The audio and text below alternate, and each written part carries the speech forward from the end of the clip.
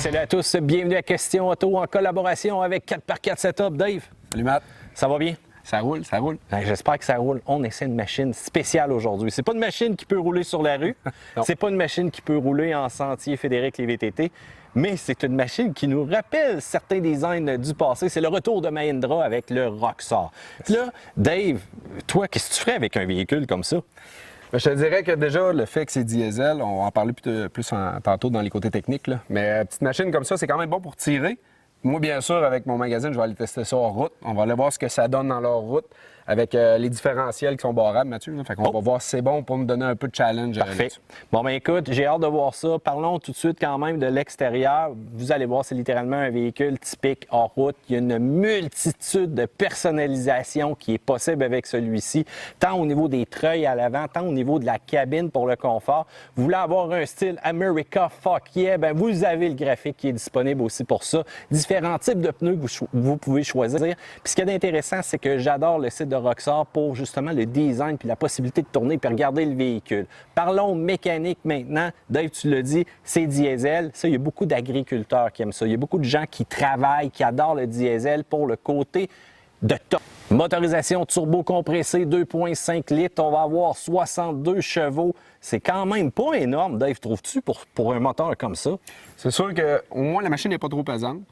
Diesel, on y va sur le torque, mais en effet, là, c'est pas un gros chiffre pour les chevaux. Non, effectivement. 62 chevaux à 3200 tours minute cependant.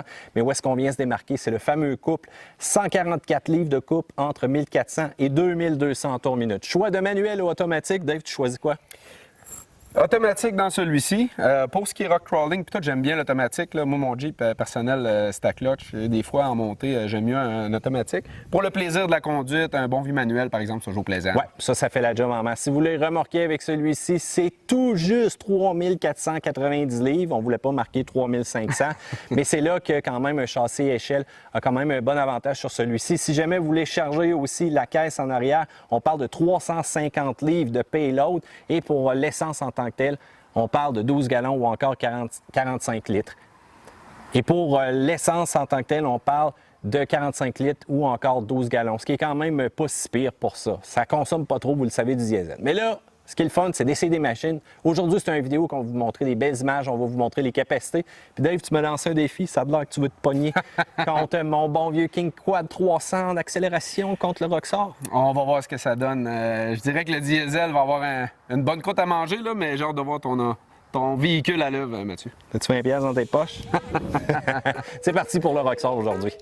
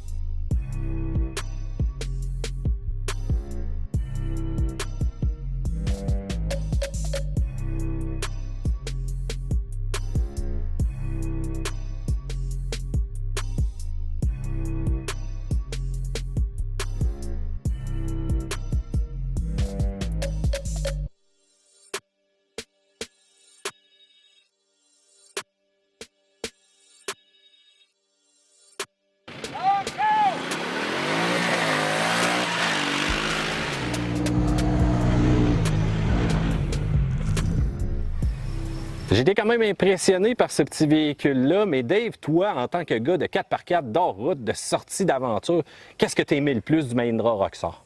Écoute, la traction m'a surpris. Je suis obligé de dire que sur le lot, là, avec les différentiels barrés, on va chercher quand même une bonne traction. On le fait travailler tranquillement. Puis le turbo embarque, ça nous donne une petite poussée de plus. Puis non, agréablement surpris. On a eu bien du plaisir. Le but est atteint là-dessus. Là. Bien, effectivement, moi, j'ai trouvé vraiment que c'était comme un tracteur agricole. Puis vraiment, on dirait qu'on a littéralement emprunté la motorisation, justement, de la gamme Mahindra, si on veut.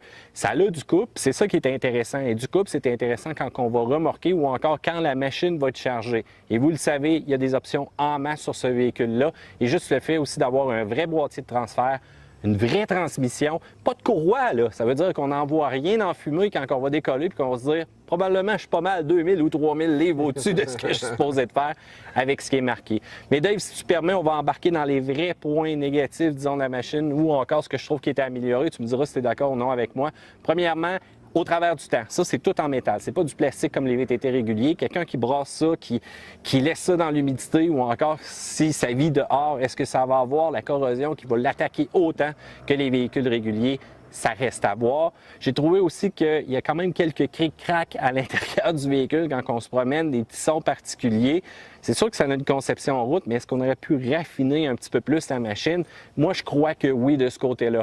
Pour les autres points aussi, le confort, si vous avez des problèmes de dos, oubliez ça, c'est pas nécessairement ce qui va être le best. Et là, Dave, prépare-toi une question quiz. Combien coûte un Roxor full équipé au bouchon avec même le kit de chenille? Vas-y d'un guess. Ben là, moi, je vais dire à peu près, là, si je parle d'un 30 000 de rajouter, Nortrac au Québec fait des super bonnes chenilles pour environ 10 000. Je pense pas que ça allait au-dessus de 40-50 000. Là. Oh, aïe, prépare-toi à mourir littéralement là. C'est 85 000 au complet, équipé au bouchon, avec un kit de chenilles qui en vaut 22 000. OK, ouais, là, on parle de tout à grandeur, pimpé au complet. Exactement. Là, ça fait mal. Puis là, j'ai hâte de voir qui va payer parce qu'on est dans le territoire d'une Porsche présentement. Faut dire que la machine a quand même d'autres petits points à améliorer. On s'entend 62 pouces de large. Ça serait supposé d'être capable d'aller dans les sentiers fédérés. Mais devine quoi? On le permet pas. Et ça, c'est un peu bizarre parce que c'est une belle machine quand même intéressante. Je ne sais pas pourquoi. Et on pourrait même aller sur la route avec celui-ci. Il y a absolument tout pour le faire, mais on s'entend. Test de collision, sécurité, coussin gonflable, on n'est pas nécessairement là. Mais bon Dieu que j'aimerais être dans des pays qui l'autorisent. Ou pourquoi pas un village qui dirait « Let's go, nous autres, on ouvre ça ». Il y a beaucoup d'agriculteurs qui seraient contents avec ça. J'imagine que c'est une question de temps. Là. On sait au Québec, des fois, on est un peu lent à faire approuver nos choses, à autoriser nos choses. J'imagine que c'est dans les plans de Mahindra. Là, écoute, c'est une grosse compagnie. Là. Ils ont un bon feedback en arrière. Là. Moi, je suis pas mal sûr que dans l'avenir, on va pouvoir le voir dans les sentiers et tout. Pour l'instant, malheureusement, en effet, à part l'usage personnel sur ta propre ferme ou dans tes champs à toi, c'est un peu compliqué d'usage. Ouais, ça fait cher pour une machine pour se promener dans ton carré de sable. Parlons des points plus, cependant. Made in USA, on n'a pas quelque chose qui est made in Chinese ou encore made in China ou encore qui fait dur. Il faut dire qu'on va être capable aussi d'avoir des pièces rapidement. C'est pas à l'autre bout du monde, ça s'en vient pas en conteneur. C'est un vrai moteur. C'est une vraie transmission, puis ça, je le dirai assez jamais. C'est des pièces qui, encore là, sont assez faciles à maintenir aussi. On a un châssis de camion, donc remorquage, tout ce qui est chargement aussi à l'intérieur du véhicule. On ne commencera pas à l'affaisser. Et tu l'as mentionné, la traction est intéressante, mais on dirait qu'on a handicapé cependant le rayon de braquage un petit peu là, quand c'est le temps d'aller hors. C'est assez limité. Exactement.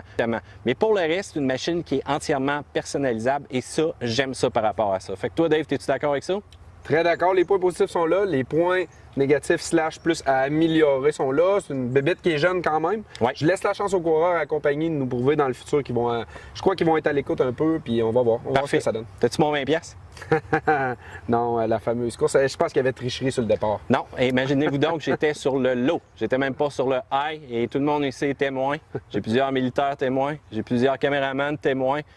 Et j'ai plusieurs spectateurs aussi de motocross dans ton super carré de sable qui sont témoins. Oui, Dave, 4x4 setup, si on veut te suivre? Yes. Super. Quant à nous, j'espère que vous avez aimé ce petit vidéo-là qui sort un peu de ce qu'on fait habituellement. Section commentaires ci-dessous. Êtes-vous prêts à sortir la monnaie pour acheter un Roxor? Je veux le savoir. Autrement, pouce en l'air sur cette vidéo. Abonnez-vous à Question Auto et on se revoit l'autre jour. Salut, bye!